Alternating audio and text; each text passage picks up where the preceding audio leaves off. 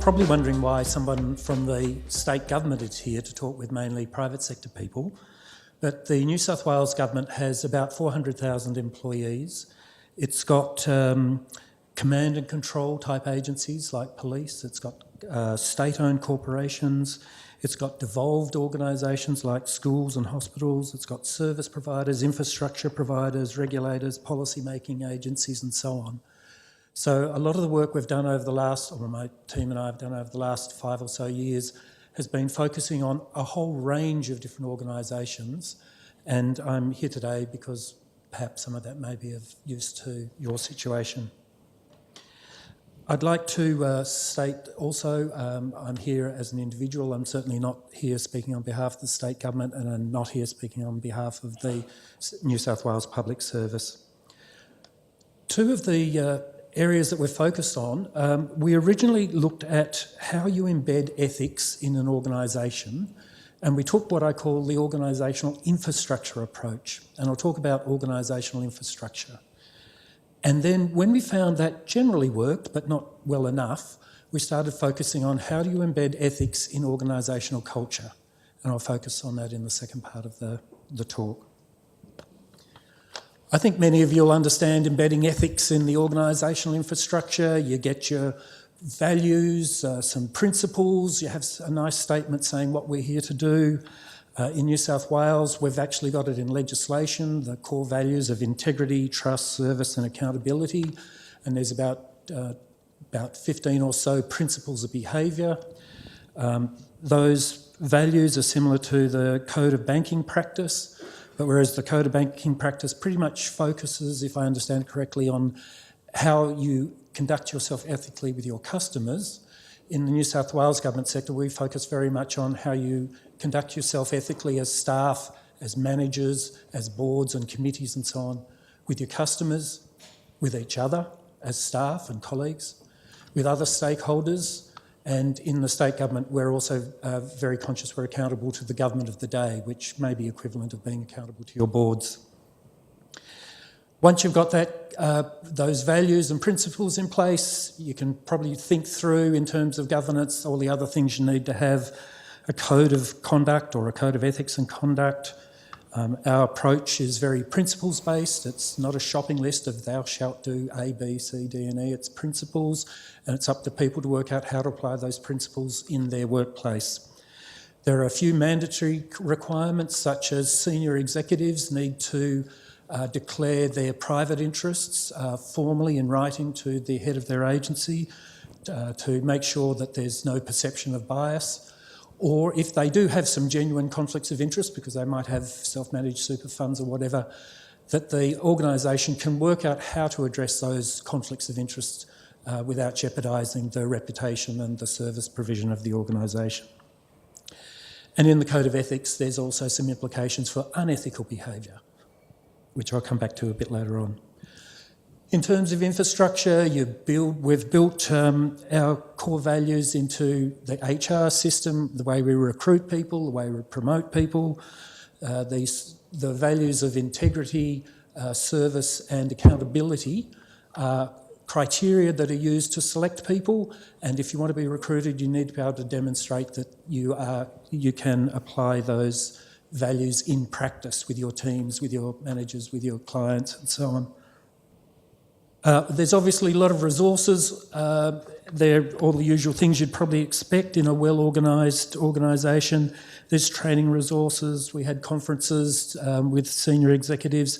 We did regional tours to make sure people in the regions knew what was going on, because often they were the last people that ever heard anything, and yet often they were the ones that had the strongest commitment to trying to do the right thing by their customers. I'm interested in, coming back to this tribal issue, the strength sometimes of tribes mean that individuals who do want to speak up get spat out. And I guess as I look around a number of industries that have had issues, they've had very strong cultures that are self-reinforcing, and most people in them have only worked in those industries or organisations. It's, you know, an issue with police, for example, all of those sorts of services. The army that's been trying to change culture for a long time. There's a self-reinforcing piece of that. So I guess I'd be interested in and what we've talked about is how do individuals speak up or try and find a place in that. I'm interested in your views individually or collectively about what is it that really you need to do to shift, to pivot, if you like, the moral compass of organisations or sectors in a way that shifts that for the whole sector and gets, or is that possible? Or is it actually up to individuals to try and chip away at it from the inside? Because one feels faster, the other feels slower. If every individual has to speak up and try and battle through, that's a pretty tough road that you're asking individuals to drive through.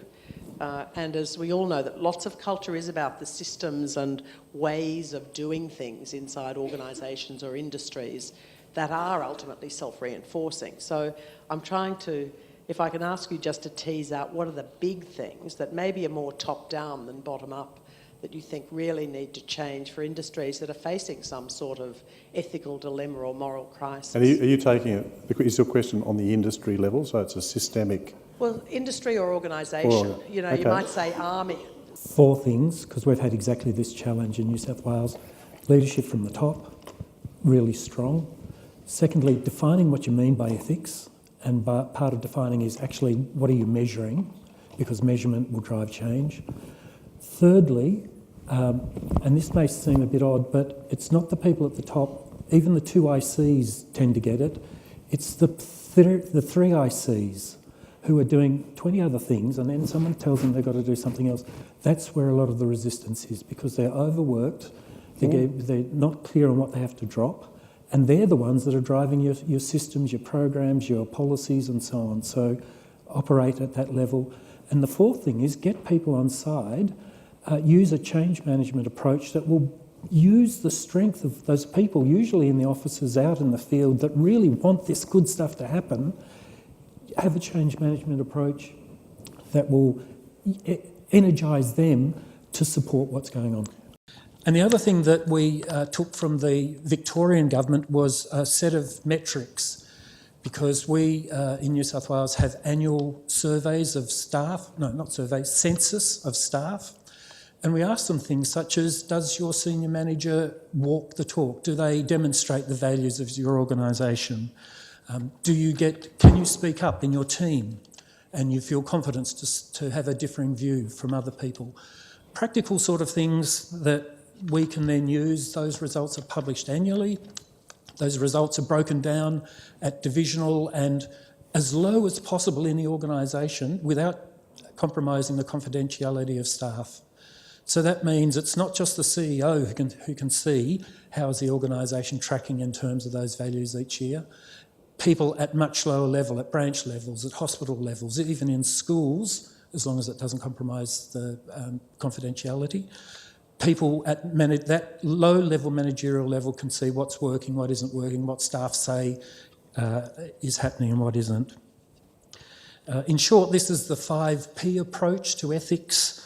You have a policy, you have procedures, you go and preach or proselytise, you have performance measurement, and you have punishment in the wings.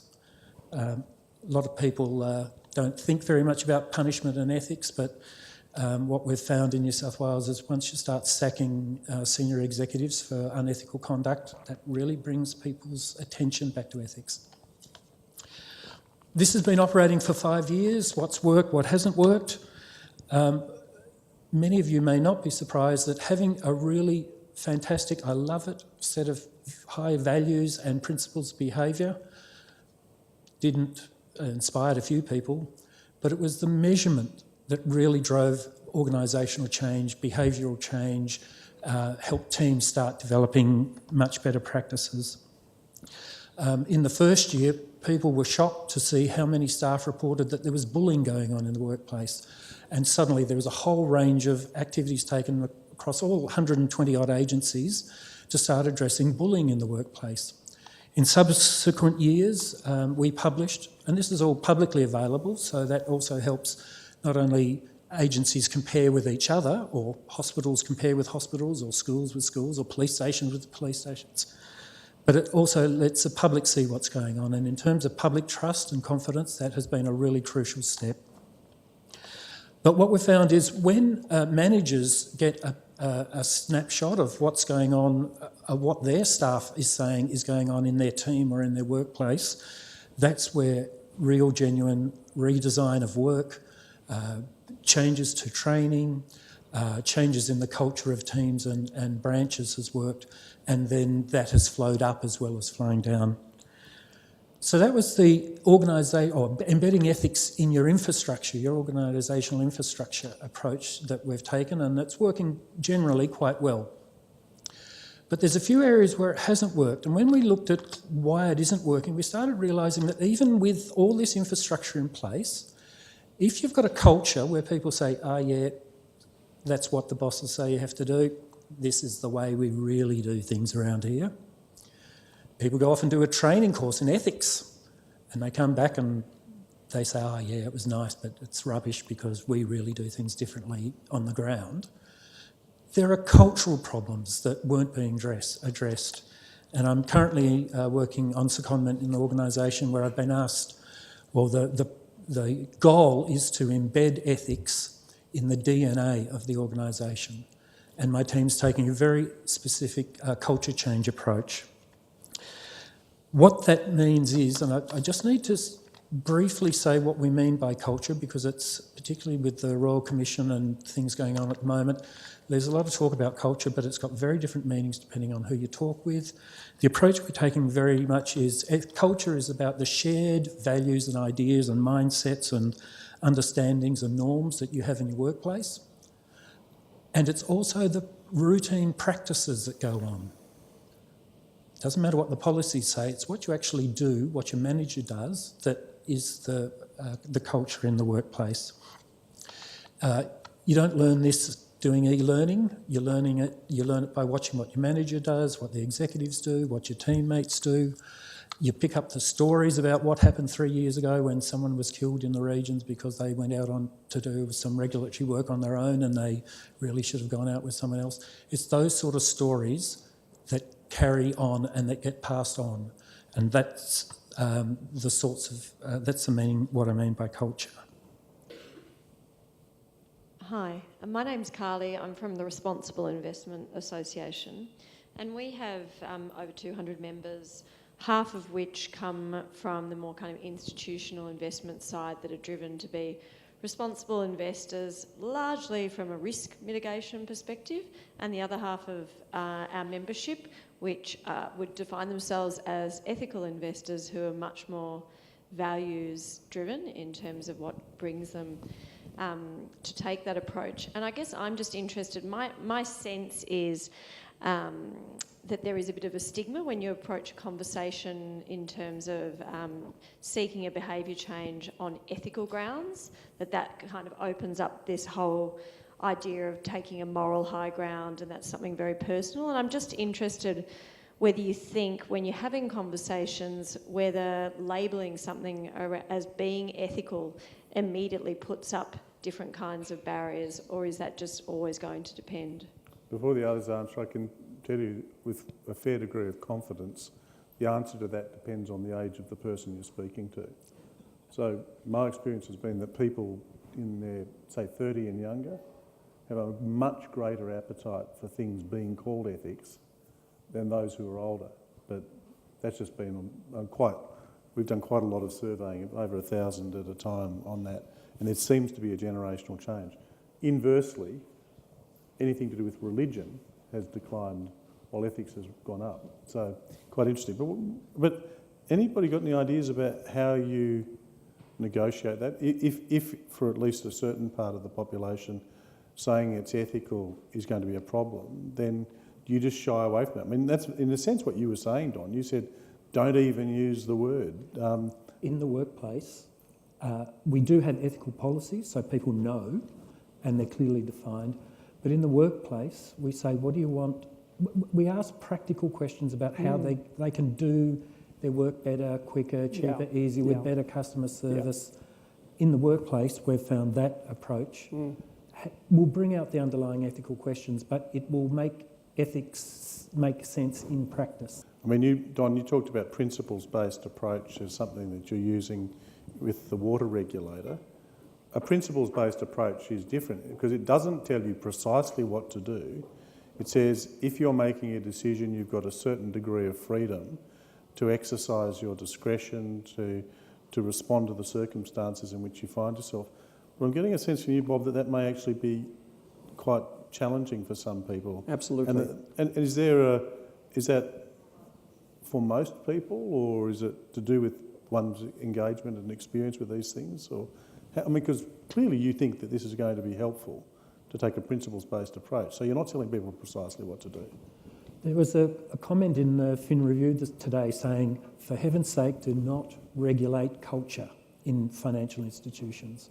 And I disagree with that because there's a whole continuum of regulation from the prescriptive rules, step by step by step. That won't work. At the other end of the continuum, there's the let people self-regulate with ethics. That doesn't work. But having this principles-based approach in the middle says we have some basic things we need to do in terms of good relationships with each other, with customers and so on. But will you cash it out in specific behaviours, like Bob's saying? Well, what I'm saying is then you talk with your staff or Yes. talk with your managers and Yes. you say, how do you put this into practice in your workplace or your branch or whatever? Because people are not silly. They will work out ways of doing it. And if there are ethical dilemmas, they can talk about it. Yes. And something that I know the Ethics Centre was always very strong on, that I very strongly support, is you end up with an open speak-up culture where people identify that there's a problem and then work out how they can address the problem. Yes, absolutely. What we do with our clients is to encourage them to have what we call a behavioural charter. In other words, these are the sort of the broad ethical issues, or these are the broad values, if you like, that we want to instill in the organisation. But it's up to you guys to come up with however that should be put into place. What are the actual actions that should be taken? How you embed ethics into culture. There's some practical things that I'll just run through briefly. The first thing is we rarely talk about ethics. I sat down with this organisation a couple of months ago. We broke up into teams or branches. We didn't do an organisational thing. It's only about 100 people, so it's relatively small. We broke up into branches because culture is set typically at the branch level and the team level. And when someone introduced me and said, he's here to talk about ethics, you could hear the snoring up the back.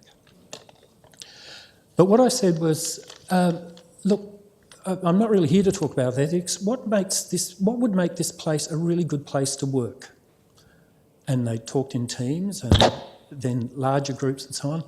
And they came up with things, well, they'd like to be respected by their managers, or they'd like to be able to talk more openly with their staff, or they think a really good workplace would be where they could be a bit more flexible in the way they work with their customers.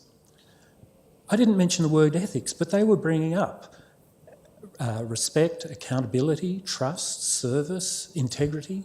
Those core values that are hidden away in some legislation, that's the sort of stuff they were talking about. So we didn't talk about ethics, but they were doing it.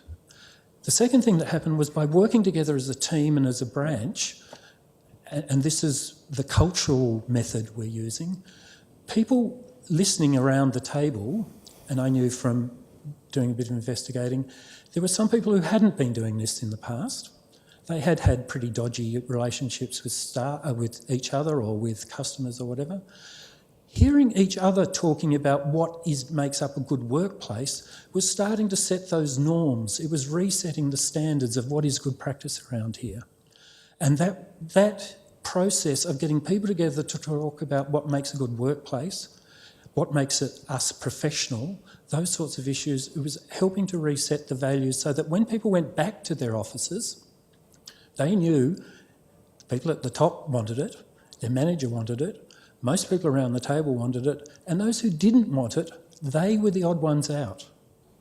So culture was about developing that sort of social pressure. I'll very quickly go through the others. There's a big focus on supporting team practice because it's actually, this is something that happened in Victoria when I was doing some work on how to make the New South Wales public sector more customer friendly, which was a challenge at the time. But in Victoria, there was a police department where people were being told, oh yeah, you've got to be more customer friendly, and people said, oh come on, we can't be customer friendly. On Saturday night you've got all these drunks we're picking up, there's all these domestic violence, all this stuff coming through the front door, we just can't keep up with the work. And sitting around as a group, they said, well, why don't we change the way we do things? And they didn't need to change their job descriptions, they just changed their work practices. So when people came in, instead of one person going through the whole process from grabbing someone in the street and then going through the whole process to getting them charged, the people in the street would grab people, bring them in, hand them over to someone who'd then do all the charging. And they worked out ways of doing it. So it was just a simple way to change work practices. They were able to bring better safety in the streets without compromising the law and ensuring there was due process and so on. So there are practical things when you get your teams together. As Anne Sherry said a moment ago, if you listen to your inside people, you can actually start making changes that are both ethical in terms of those 4 values I talked about. Okay. So just to finish up,